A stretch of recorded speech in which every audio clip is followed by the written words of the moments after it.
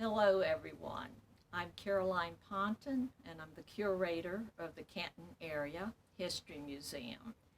And I want to share with you the background information of the Christmas Basket and Santa Pal program.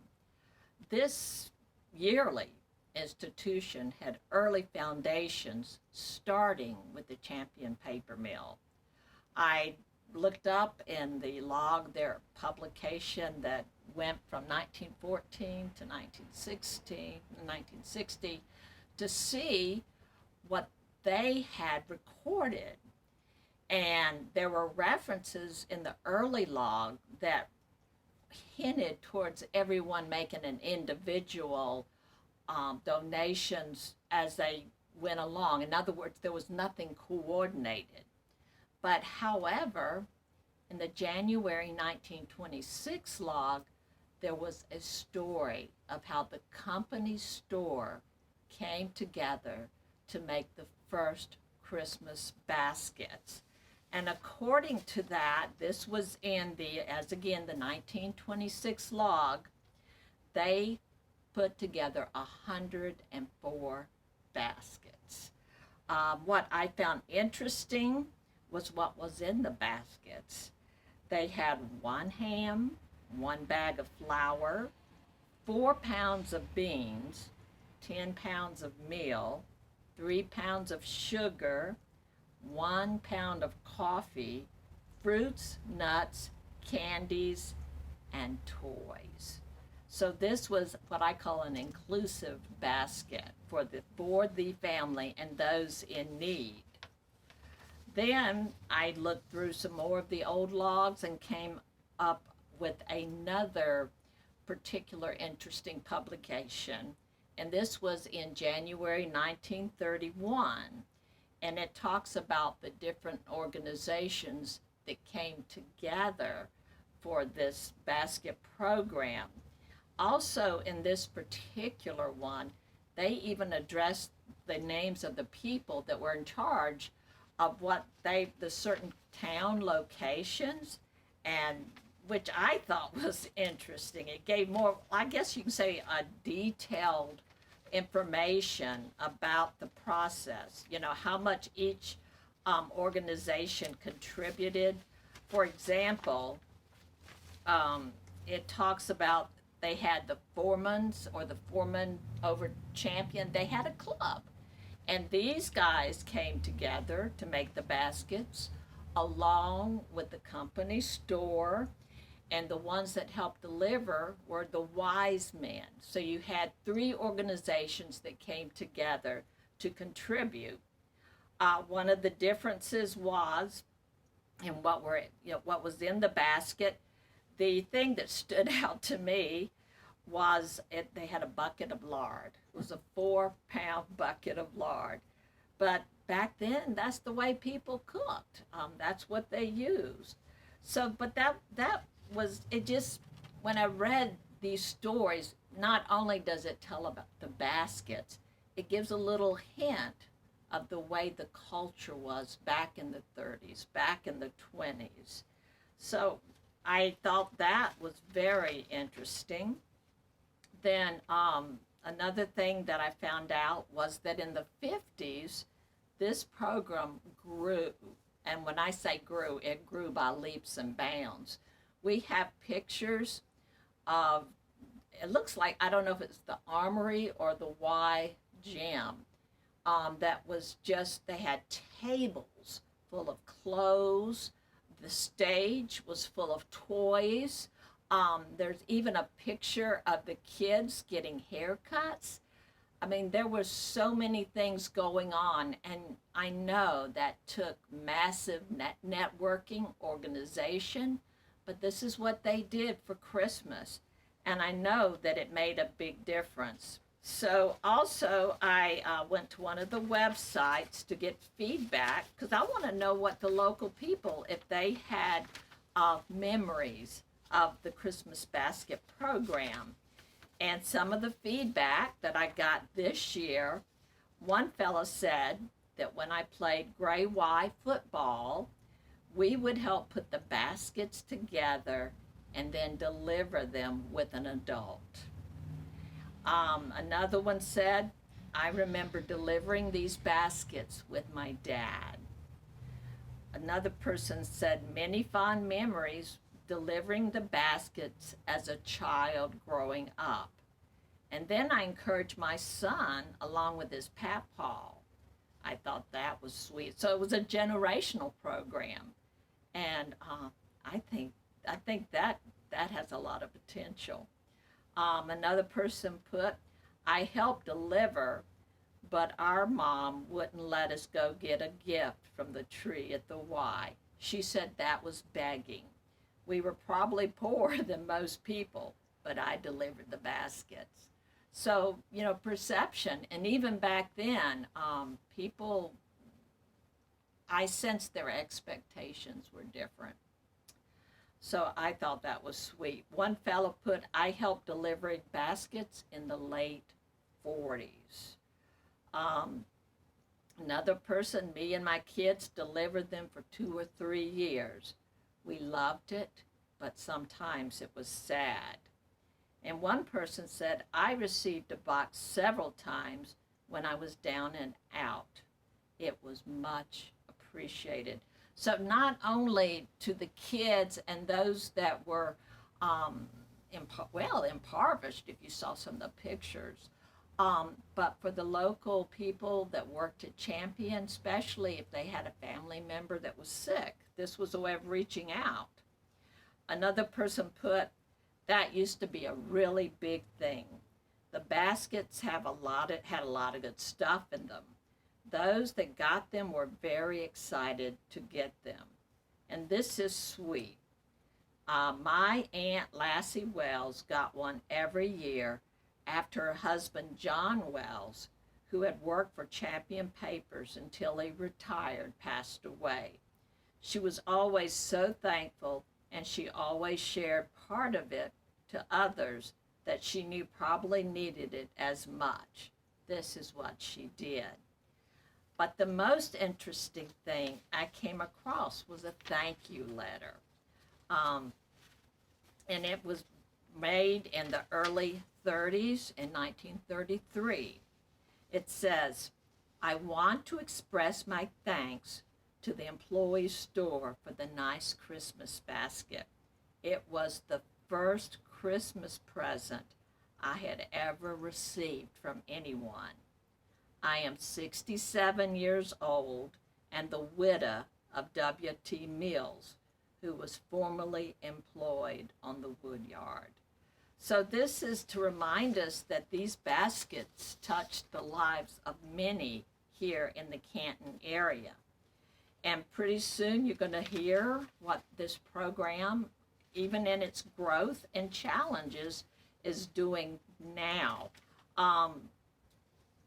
And one thing I wanted to say is back in its early days, it was for just the Canton area. But now it has grown to be a county-wide event. And even with the COVID-19 pandemic, the program will continue. And this is thanks to the diligence and tenacity of Brian Wilson and other fellow Evergreen employees. So in the present, as we adapt to what we're facing now, which I'll put my mask on, this is to lead into his share. And also, if you want any more information regarding this special program, please come and visit us or email the museum, and I'll be glad to forward you the information. So, thank you.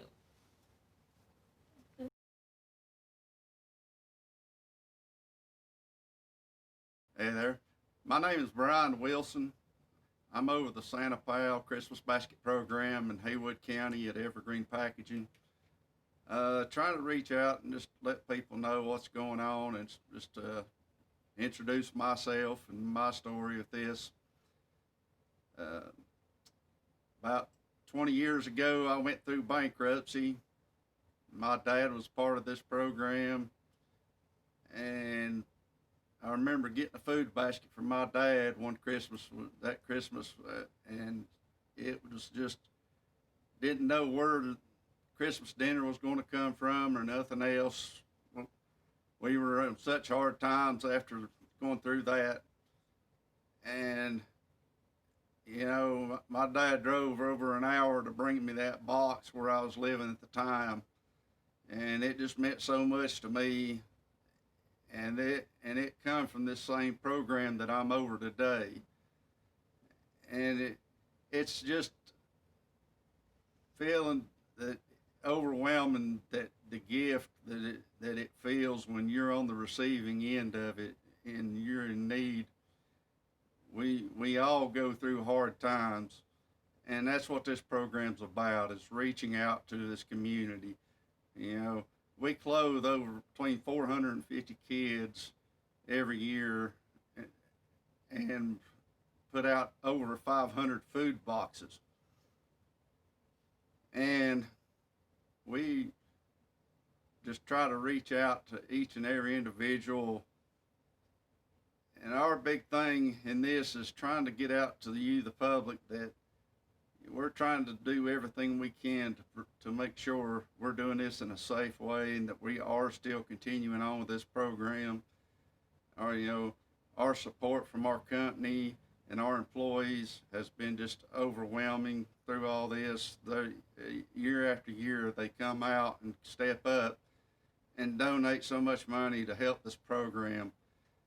And we're just a volunteer-based program. Nobody gets paid for what we do. We just come out, we throw these boxes together in 2 or 3 days. We go in a week's time in coordination with Haywood County Schools. They bring these kids out. We clothe them with the help of Walmart. And it's just, it's a big job. And it takes a lot of people. And I have a great group of people there to help me, and without them, it just couldn't be done. Everybody has their job. Everybody works great together, and every year we come together and make this happen. My dad was part of this for probably 30-something years. When I got hired on the mill almost 16 years ago, first thing they said was, "When you going to come sit in on a meeting with us?"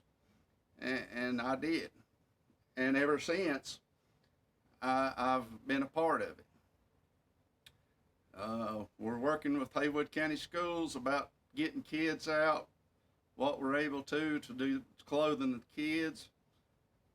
We're trying to practice all safety measures.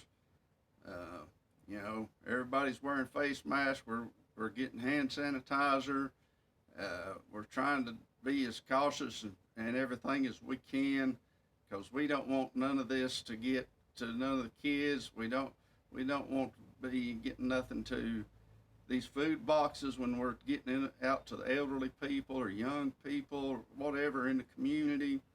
So every little thing, we're trying to look at all these avenues to make sure we're taking every preventative measure we can. These boxes are big, and sometimes people have a hard time with them. So we're going to be asking people when we deliver these food boxes, do you want us to bring this in your house? Do you want us to leave this at your door? That's your decision. We're going to wear our face mask. We're going to try to sanitize in and out of each house. We're trying to take every preventative measure we can to ensure everyone's safety involved in this. So just please understand and be patient, and know that we are taking every precaution we can for your safety and ours as well. So December 14th, 15th, and 16th, we'll be putting food boxes together at the Haywood County Fairgrounds. Now the Smoky Mountain Event Center. Anybody that'd like to volunteer to help put these boxes together, we are welcome to come. We're usually there at 8 o'clock, and we start from there. We will have people there screening temperature and symptoms, And all of that before coming in, we will ask you to wear a face mask if you want to help. And but any and everybody is welcome to help that would like to. Like I said, all this is volunteer, and we all dedicate our time to this, and any help is greatly appreciated. The program has changed in many ways over the years. They've they've done different things in the past that were instead of clothing kids. At one point, they done a toy thing for kids, and they had a big Christmas party and give out toys to all the kids. Well, later on, they felt, well, kids need clothes more than they do toys, and especially some of these kids, that it's just so we went back and forth, and they decided to go with clothing kids, and that's where they went from there with that part. uh, we've done different stuff with food boxes over the years. At one point, we was up to almost 800 food boxes, and we've had to cut down to keep up with inflation and stay within the means of our program. And that's what we're trying to get more and more funding and everything to help this program grow. And it's very hard to keep up with the times and economy and inflation.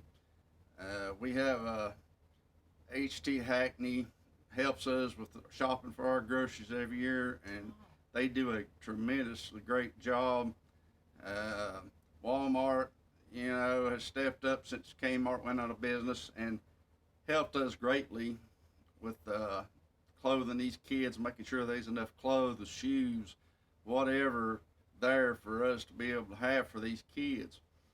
Uh, that and that part has stayed the same for several years, but just the increasing numbers and everything changes year to year, and it's just more and more challenging trying to keep doing as much as we're doing and try to progress and instead of regress, I guess, with this program. And the company has added extra incentives to help us out, and we're trying to grow this program more and more. Uh, Commissioners and Haywood County Schools and all of them are a tremendous help to us as well.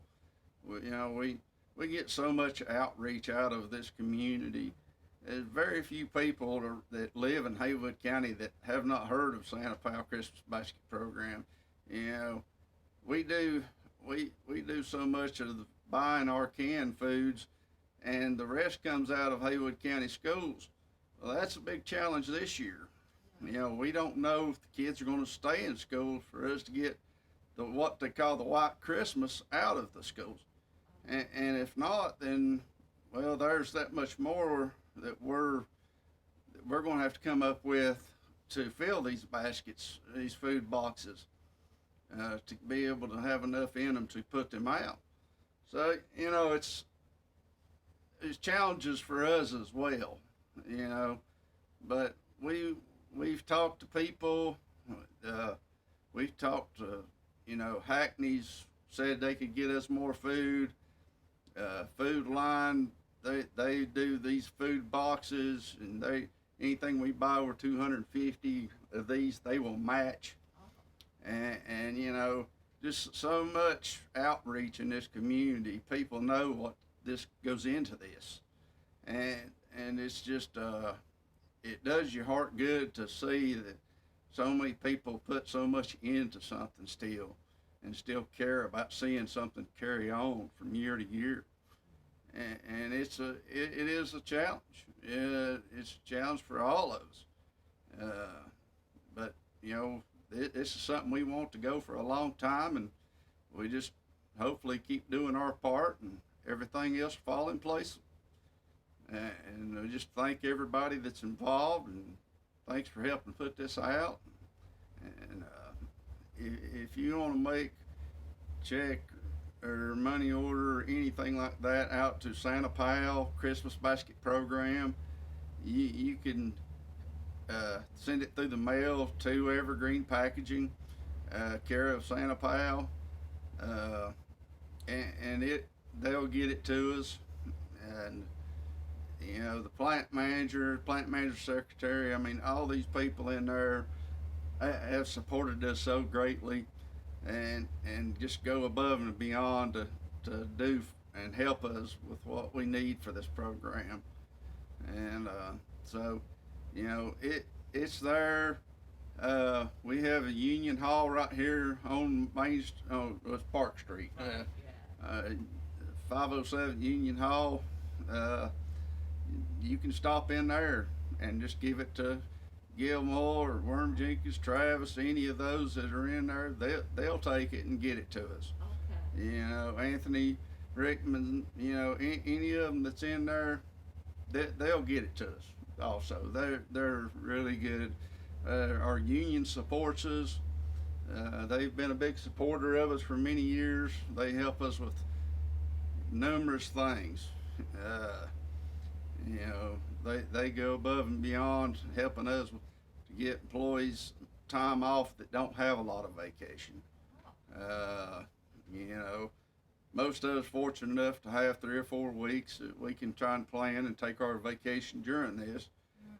For those that don't have a lot, union steps up and they help us every year. And they've done a really great job of that. So thank them as well. That's just the thing. It's not just one small group or one small individual. It's so many people are tied into this in so many different ways. It's hard for, even as long as I've been doing this, the more I ramble through, the more you remember this or that, and there's just so much in it. With so many people being out of work, Right. Between the clothes and the kids or the food baskets, I think it seems like there's going to be more of a need. With everything shut down for so long, so many people were out of work. That's hard for people to recover just overnight. So people are still struggling, trying to catch back up, and it's going to make Christmas hard for them. Whether it's clothes for the kids or food, it's going to be a struggle. So look for the need in both, really to be more. And that's what we're trying to make sure we've got extra money to where if we've got more than we're expecting, then, we've got resources there, and hopefully we can step up and do what we're able. And that goes back to talking to, like I said earlier, working out with these people, trying to make sure if we need these extra canned goods, extra food, whatever, we can get it. Walmart, they'll step up and make sure they've got everything they can get their hands on. That part's every year. But it's hard to say. I'm sure there's going to be as much need in one as the other. Just with so much that's went on with this pandemic, it's going to be it's going to be challenging in both areas.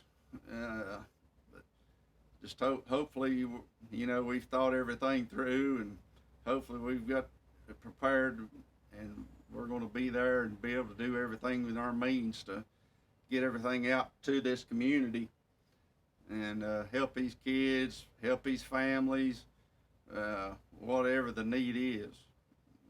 Just let people know we're still here and we're still doing what we always do. Countywide. It's countywide. Okay. Yes, ma'am. And, we just, I, it's hard to say. I'm sure there's going to be as much need in one as the other. Just with so much that's went on with this pandemic, it's going to be we just our employees turn in names Oh, okay. and of people that for the food boxes, and and and the kids that are clothed. The guidance counselors in the school know these kids better than anybody. They're the ones that sit down and they are the ones that give the names of the kids. School brings them to us. We tell them, look, we're going to be there these days. We're going to be here. Need this many kids this day, this day, and they bust them to us. Wow. They've got volunteers that come help every year, and that's a challenge this year because so much going on from home.